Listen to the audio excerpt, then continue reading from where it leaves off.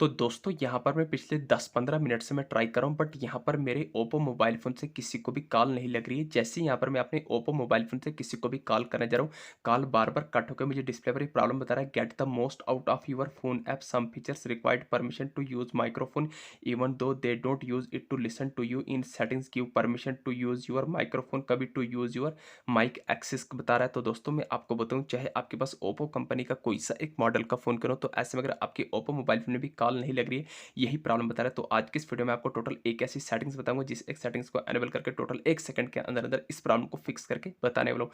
कौन सी वो एक सेटिंग्स है, तो आइए फिर इस वीडियो में जान। तो ये आ गया अपने ओप्पो मोबाइल फोन की होम स्क्रीन पर। होम स्क्रीन पर आने के बाद आपको अपने ओप्पो मोबाइल फोन में उस प्रॉब्लम को फिक्स करने से पहले वीडियोस को लाइक करके चैनल को सब्सक्राइब करें, क्योंकि मोस्ट हेल्पफुल वीडियो होने वाली है। आप सभी ओप्पो मोबाइल फोन यूजर्स के लिए, तो यहाँ पर आपको अपने ओप्पो मोबाइल फोन में उस प्रॉब्लम को फिक्स करने के लिए आपको अपने ओप्पो फ़ोन में डायलर पैड बोले, फ़ोन नाम की एप्लीकेशन बोले या कॉल नाम की एप्लीकेशन बोले, तो आपको फ़ोन नाम की एप्लीकेशन को लॉन्ग प्रेस कर देना है।